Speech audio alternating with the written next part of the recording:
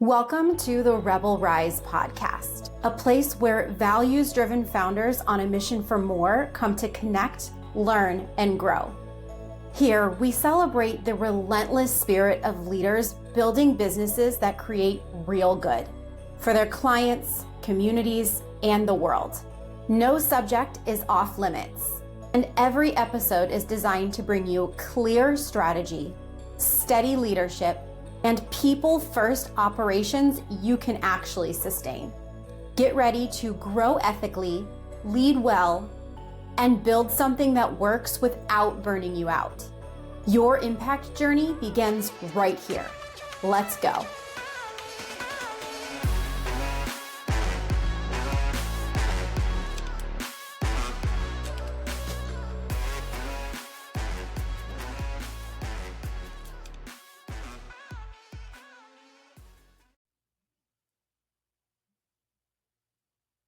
Welcome, everybody, to another fresh episode of the Rebel Rise podcast. Today, we're going to dive deep into digital marketing. We have a special guest, and her name is Leesa. Leesa is the founder of Lab Online Agency, which is a digital marketing agency where she helps local businesses to grow through SEO, PPC advertising, and custom web design. Her approach is built around measurable results. So think higher Google rankings, more leads, and websites actually built to convert, all without the runaround you get from a lot of other agencies out there. Now, I'm so excited to go on this deep dive with you guys, so let's just dive right into it. Leesa, welcome to Rebel Rise. Thank you so much for having me. Yes, I am so excited to have you here, and I am so excited to talk about what you do and about the digital marketing space, because we haven't had anybody on the podcast actually yet who does exactly what you do. So I want you to kind of start by sharing with our audience who you are and how Lab Online Agency was started, and then we'll go from there. Yeah, thank you. Well, basically, I'm a founder of this agency. I've been running it for well over 4 years now. The time has absolutely flown. And my background is actually working in the public school system. So I pivoted in quite a few years ago already. And now I run this agency. So it's really about supporting small business owners and helping them get seen online. I love that. And what was it that prompted you to make that shift? Because that's a pretty big change from what you were doing before. Yeah, so I was at a point in my career in the school district where basically my car blew up, the transmission blew up to be specific, on the way home from a school. And I just started looking for remote opportunities. There goes my background. That's okay. I have an okay background too. I have my plants going here. So yeah, the school district changed the trajectory of my career. And so I just thought, why should I have to buy a car to remain in the same career? So I thought I'll look for remote opportunities. I called HR and asked, and basically there weren't any remote opportunities. So I thought, I have a perfectly good computer. And so I just started to build online. I took a lot of remote contract roles for startups. And then eventually it led to starting my own agency. Nice. I love that. And it sounds kind of like through this process too, you just kind of leaned into what was working. It sounds like there wasn't a ton of resistance for you being willing to shift and go a different direction in order to make it happen for yourself. Yeah, I was just open to a lot of different opportunities and willing to learn and grow and basically learn new skills too. What was the biggest mistake? Like, not only, well, actually, let's start with this because I feel like it's a two-part question. So what do you feel like looking back in the way that you started your business to where you are now, looking back, what do you feel like is the biggest mistake that you made in your business that new entrepreneurs should maybe be wary of? I love this question. And my biggest mentor and business coach actually runs an agency too. And he advised me of something that I wish I would have known sooner when I started out, is just a matter of like putting yourself out there and being visible. So don't be afraid to have those opportunities like we are doing today, like opportunities to reach more people. I'm a firm believer in like you're just one opportunity away from changing your trajectory completely. So he taught me that you should always be open to opportunities to being visible. And if you are sitting in a corner, I'm an introverted person. If you're sitting in a corner waiting for people to find you, you're never going to find any opportunities. So it's about putting yourself out there, becoming more visible, opening yourself to opportunities, and opening yourself up to rejection too. So he taught me that. He's like, you could be the greatest in the world at what you do, but if no one knows you exist, then you're not going to get anywhere with that. So he taught me to open myself up to opportunities. I love that. That is such good advice. And it actually leads me into the second part of the question, which was the biggest mistake that you see the local business owners that you work with make when it comes to their online presence. Sounds like it's probably the same thing. Correct me if I'm wrong. But that being said, if I am correct, how do you get over that? Because I'm somebody who leans more toward extroversion. And I even had to work with that a little bit, just being comfortable in the online space and posting on social media. But for somebody who's introverted like yourself, what is the most common thing, if it's different? And how can they actually start to get over that fear in order to be able to put themselves out there? Yeah, that's a really good question. I think one element of it that's tied to it is just simply filming yourself and creating content. So that's another thing that he taught me as well too. This same mentor, he was like, when I first met him, I was afraid to film myself. I was afraid to even post any videos whatsoever. I was just like, oh, I was Mhm. very reluctant to do that. And he was just like, he didn't do it in a negative way or anything at all. He just straight up said to me, don't worry about having fancy camera equipment. Just put your iPhone up to your face and hit record. It's that simple. And after that, I was like, you know what? He's right. It is that simple. And if you are putting yourself out there, even if one person saw it and it helped them put themselves out there, that can make a huge difference. So I think it's about modeling that to other people too. Like, hey, paving the way, like, hey, this is okay to do. So he showed me that too. Just put, if you're listening to this and you're afraid to film yourself and put yourself out there, simply start by recording yourself. Put yourself out there.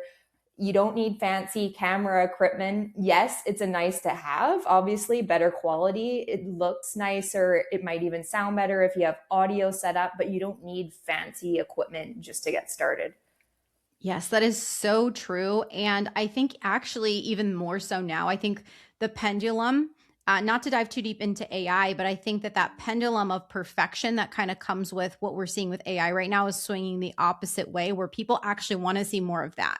They want to see less things that are manufactured in perfect lighting in these, beautiful, trendy, remodeled homes. And they just want to see more of the raw version of ourselves. So I love that share. And I want to add on to this too. In addition to just recording, just showing up messy, because if you think about it, like that's what we also want to see. Like I enjoy watching people show up messy and being willing to make mistakes. But one of my mentors when I was first getting started also said, because a lot of the reason for me, at least, that I avoided being on video and sending voice memos to potential clients was because I hated the sound of my voice, which I don't know if you dealt with that at all when you were getting started. But her challenge to me was, great, listen to it back. Everything you do, listen to every voice memo you send, listen to every video that you do. And I still do that today. I listen to every podcast that I do when it goes live. I listen to every voice memo I send. And now my voice sounds normal to me. I know how I sound to me and I know how I sound to others. So it's no longer a roadblock. Yeah, I love that. And I know a really good sales professional that does that. And he teaches people that too. He says, the greatest salespeople, and I know you had a wonderful salesperson on one of your past episodes I saw, and I was like, wow, I have big shoes to fill. He's doing absolutely amazing. But the greatest salespeople actually they record their sales calls and they take notes and look back on their sales calls and go like, hey, what can I be doing to improve? And it's the salespeople that put in that work and are willing to, like, even if you feel weird, it is a little bit uncomfortable to watch yourself back. When you first get used to recording yourself, whether it's for video, whether it's for other purposes, sales, whatever it may be. But I think it's just a matter of, like you said, being willing to, and you kind of touched on that, just being willing to watch yourself back and improve and jump into things where you can fail, you can look like an idiot, Yeah. and you keep going because there's always that hope of, like I was saying, you could be one opportunity away from changing your course and your trajectory. Yeah. Yeah. And you never know where it's going to take you. You could have one reel that goes viral, and the next thing you know, you hit it big.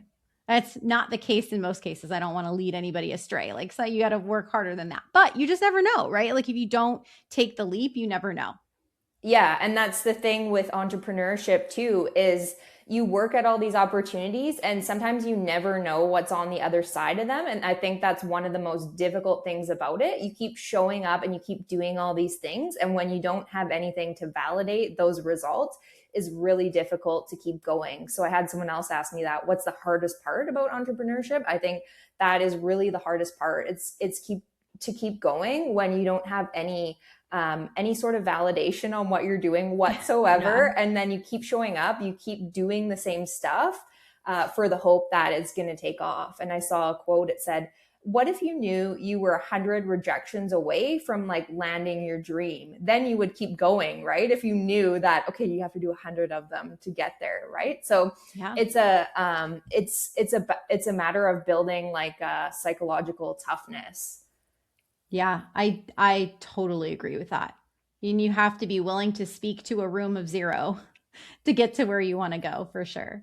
Yeah, and those people that support you mean the world, especially in the early stages. Like one of Mhm. my friends that's a realtor, I had posts, and when I first started out, 2 likes, he's hitting like a right. So it's Yeah. the people like that that get it, and I think it's really important to have conversations with people like you and people that are doing similar things. So that has been really pivotal in my journey, is just surrounding myself with people that understand this level of thinking, thinking outside the box, and also people that are multi passionate. I've encountered conferences where there was one girl that she said when she was young, people would be like, what do you do? And she'd list off 7 different professions. And then they kind of looked at her and thought, okay, this is a little different, right? And now people are like, and she would kind of just keep going and doing it. And now the same thing happens. People are like, what do you do? And she lists off those 7 professions, and she doesn't care what people think about her.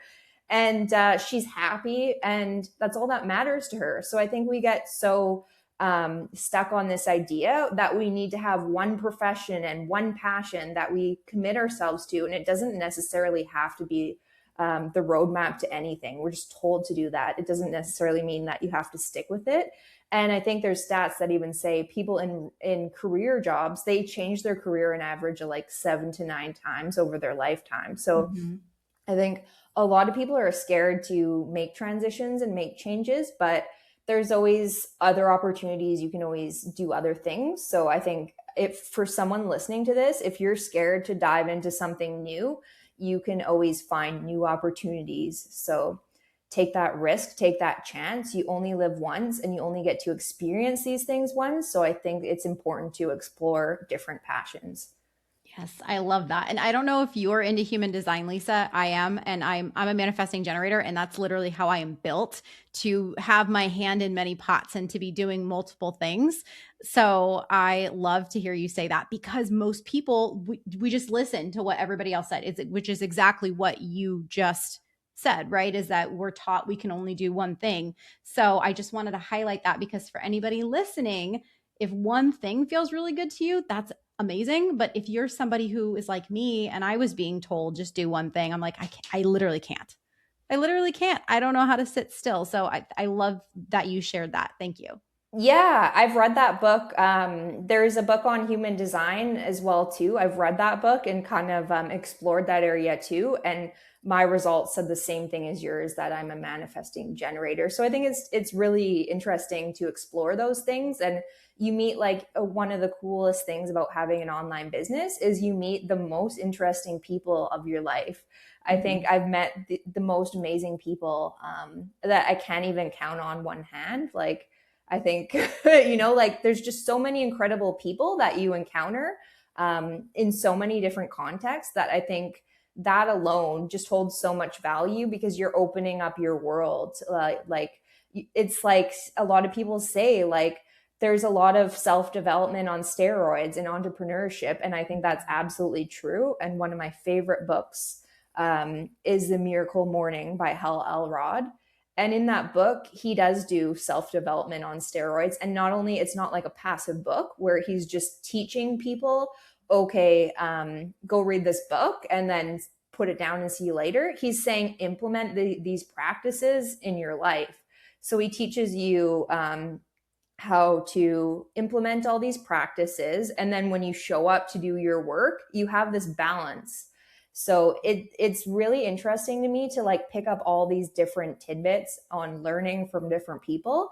And, I believe in lifelong learning and doing all these things. So I think entrepreneurship opens you up to so many of those different people that can teach you different things. Yes, I agree. I love that so much. So I want to shift just a little bit into what you do, what you specialize in. So for somebody just starting out, somebody who is maybe they're comfortable online, they're starting to talk to people, where should they focus first? Should they focus on SEO, paid ads, their website, or something else?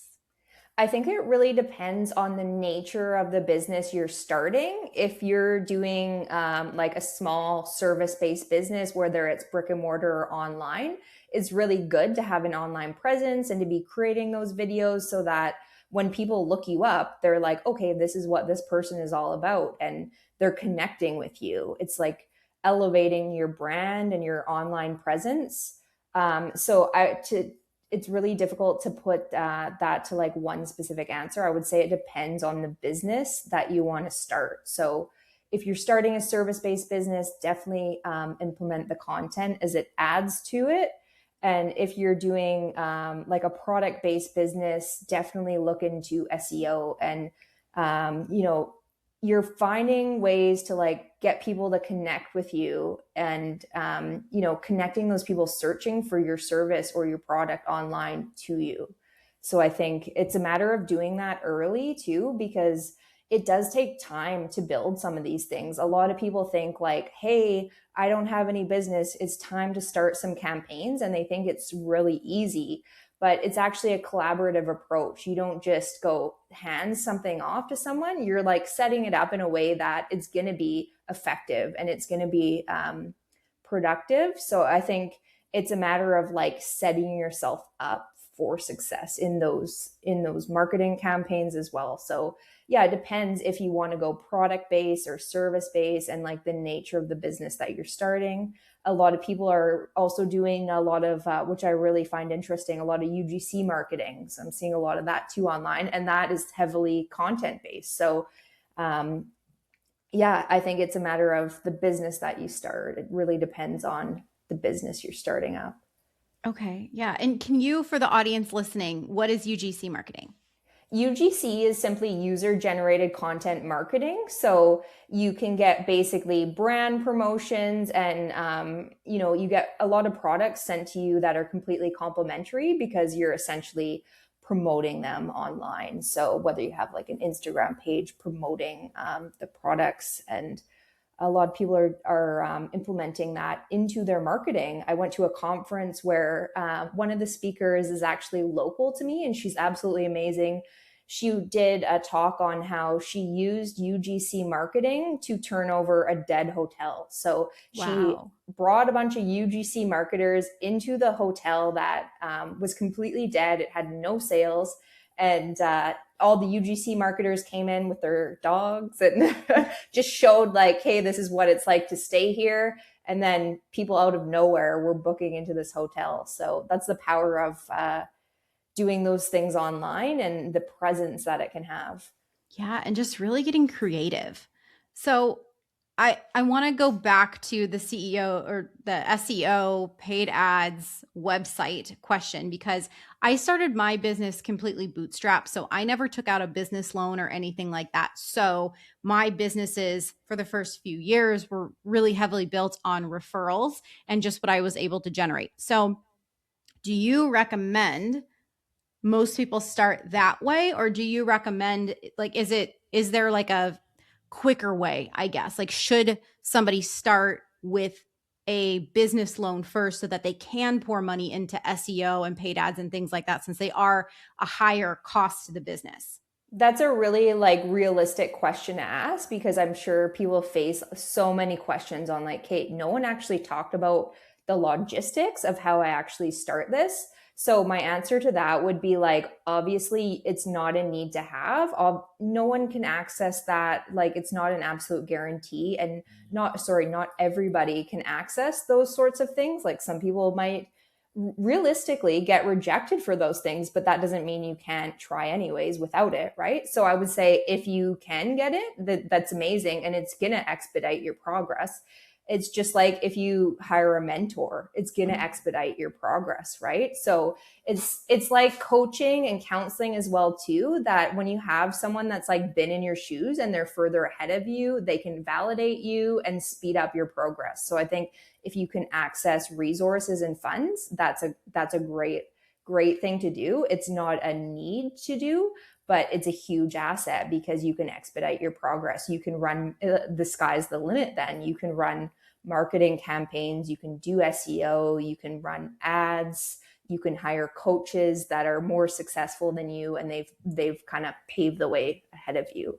So I think, yeah, it depends on your situation. Not everyone can access those things, and yeah, if you get rejected, it's absolutely okay. You can keep going. And I think running a small business is tied to, like you spoke to, like being creative and being resourceful. So if you follow Marie Forleo, she's a huge advocate of being resourceful, and I absolutely love her content. So for those of you listening, if you want to start a business and you've been rejected and that's no longer an option for you, I think you can absolutely find creative ways and loopholes to get around that. So you might be able to trade services with someone who's also starting out, or find ways Yeah. around it.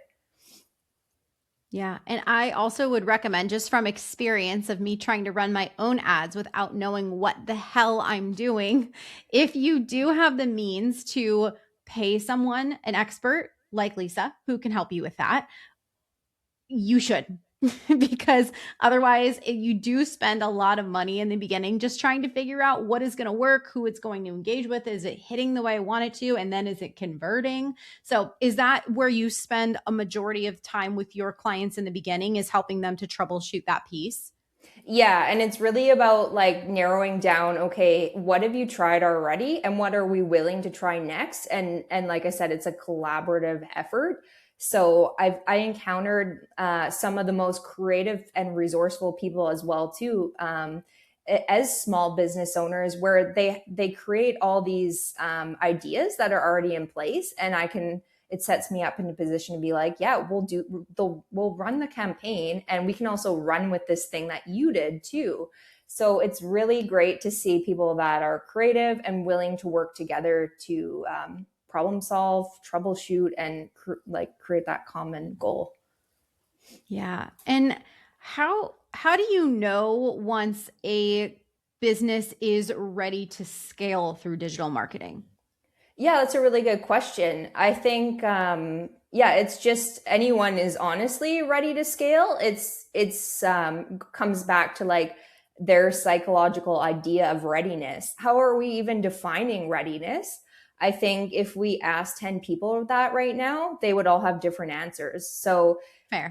a lot of people say too, just start before you feel ready. Even if you don't know what it's going to look like going into it, at least you've made progress, right? So even if you have no idea what you're doing, talk to someone, and there's no obligation, right? some agencies will support you and have that call, have that conversation with you. It doesn't mean that you're committed to anything, right? It's up to you on how you want to move forward. And your idea of readiness is different from your neighbor's idea of readiness. True. So I think that's a very subjective question. Is you don't need to be ready for anything. And if you start before you're ready, that's great progress. I agree. And that's like stepping into your new identity too, as an entrepreneur and a business owner. Because if I think it's also, even for somebody who's in the corporate world, it's the same thing, right? They say that you should step into a role before you're ready. Because if you are in a lower role and you're trying to qualify for that role ahead of time, you're going to stay there forever. You may Yeah. be able to So handle that job, but if you're already doing it for less money, right? As an entrepreneur, less clients, less income, all the things, you're just going to stay at that level. So I agree with that position completely. yeah, don't be risk averse. Even if you're Mhm. scared, try things out. And even if you mess up, you have data. A lot of marketers will tell you that too. And a lot of marketers will be transparent with you and say, like, sometimes marketers don't always have all the answers, but if you put something out there, you're one step ahead of someone who didn't. So I think it's a Yeah. matter of testing and trying and collecting data, right? If you have no data to go off of, you know nothing. But if you tried and you have some data and you tweak and improve, then you might be heading somewhere. And it's obviously, like we touched on, it's ambiguous and it's hard to grasp. Like, obviously, there's no guarantee of anything, and anyone that guarantees you a specific result, you should be skeptical of, because Mhm. they're in a way telling you something that they might not even have control over. So I think it's important too to use your better judgment of that. Yes, that is huge. And I'm actually so glad you brought that up, because that happens a lot in the consulting and coaching industry as well, where people promise these outcomes when in reality, you can't really control the results. Not because the client, I can't control the client once they end the session with me. We can talk high level strategy all day, right? Just like you can set up the ads and the SEO, you don't know exactly how it's going to work on the receiving end too, the people who are watching those ads. And so I think that's something that's so important to outline, because I feel like it's those people who are charging like ultra high dollar and they promise that outcome because then you're more comfortable to spend that amount of money. But the reality is, and no matter for who is listening right now, that those outcomes can't be controlled. It just takes the time that it takes. And it is hard work. If you are somebody who is very risk adverse, this might not be the right thing for you. Maybe you shouldn't be an entrepreneur. Like, just to be completely honest, it's all hard, but no outcome can ever be guaranteed. And that is even with the work that you're doing yourself. You can't even guarantee that outcome. Yeah, that's exactly right. And you can talk about, I'm sure in the coaching space, you get this too. You can talk about testimonials, you can talk about case studies with other Mhm. clients, but obviously they have a different set of circumstances. So Yeah. your result may be positive, but it'll still differ a bit based on, like you said, the client themselves and who they're working with. So it goes back to being like a collaborative uh, basically piece in order to get those results. So you have to be willing to put in the work to work with someone alongside you. Yeah, and definitely be flexible with what that outcome is and how long that may take. Working with experts can absolutely get you there quicker, but again, we don't have all the answers, but I love that you are saying just straight up, if somebody is promising that to you, those are the people that you should be wary of.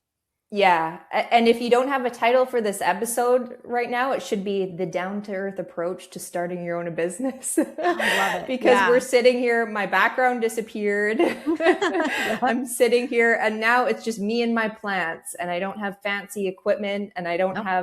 have fancy plants, but I'm here doing it and showing up and talking about the challenges and what it takes. And so are you. So I think that's Yep. very humbling to connect with people that are real and transparent. And when you're working with people, you want those people that are going to give you real and honest advice, because those are the people that actually care about your progress. 100%. Yep. I mean, we lead with authenticity here very, very heavily. So no one will be surprised by you saying that here for Love sure. that. Yeah. So while we're on the topic of, testimonials and outcomes for clients, while they all vary and everyone's experience is going to be very different, what does a win look like for one of your clients? Like, what is it that you actually measure on your end to know if you're meeting those metrics and KPIs for them? Yeah, that's a great question. I think it's like when clients come to me and they're like reporting back on the progress, and I'm seeing that, and then they're going, okay, I'm outranking this company that has been my competitor that has more experience than me. And I'm getting that business and that interest, and it's converting. And basically, when the clients are reporting back, like, hey, I'm excited, this is working for me. So I think that's a tell, and that's one of the most obvious ways is when they're basically on their own terms, they're self-reporting, like, yeah, we can look at all this data and all these measures, but their satisfaction is showing up in the way they're communicating back to me. That's when I'm like, this is rewarding and I'm doing something right. Let's keep working together to get more results. Yeah. I love that. Yeah, and then when you're measuring it, you're tracking it, then it helps them to get a better outcome as well. Yeah, so I think it's easy to nerd out and talk about numbers, but I Yeah. also like to look at the psychological side of the person that's on the receiving end of those numbers. So how are they feeling about it? Because like we touched on, people's definition of success is always going to be different, and it's important to get a read on that from someone. So like, what is the objective here? And that's something that we converse with in the very beginning of our conversation. So Yeah. what are your needs? And that's also what a good marketing strategist will do. They'll talk about the client needs and their objectives and like where they want to go. And then when you're getting those self reports and then the data is also validating that, confirming all of that, that's when you're doing something right. And that's when you're doing purposeful work. Yeah. And I'm curious too, do you measure it all or do you have clients most often who also want to feel confident with doing what you're doing so that they can do it themselves after you get them some results? Or do most of them just stick with you? A lot of them stick with it, but to be transparent, some of them are like, well, this is no longer in my budget and it did speed up my results and get me results, but I want to go off on my own. And I always say like, yeah, that's absolutely fine if that's your situation. So if you are looking into working with a marketing strategist, all you have to do is look at, okay, what was the agreement and the terms? And if you've completed the terms and you're no longer in a position to renew your contract, then you can always look into doing it yourself if you believe that you're competent and you're feeling okay to do that on your own terms. Some people, they don't want to take the extra time commitment to do that themselves, and so they'd rather just be like, I'd rather invest the money so I can focus elsewhere on their business. So I think it's a case by case basis thing. It depends on the person and where they're at and what they decide to do moving forward. Yes. Yeah, definitely understand that because that's the same with a lot of what I do in my business here too. It's really the time saving. I'm happy to teach somebody how to do it and walk through it if they want to be confident with high level community strategy and builds and things like that. But a lot of my clients come to me because they're like, look, I could do this, but I don't want to. I don't have the time to do it. And that's really what you're paying for, right? Is not only the expertise, but the time that it saves you so that you can focus yourself on scaling or building relationships with their key stakeholders. Yeah, completely. I have another coach that always says people get wrapped up in being and devoting all their time to being in the business and they don't spend enough time on the business. So I think that's really important.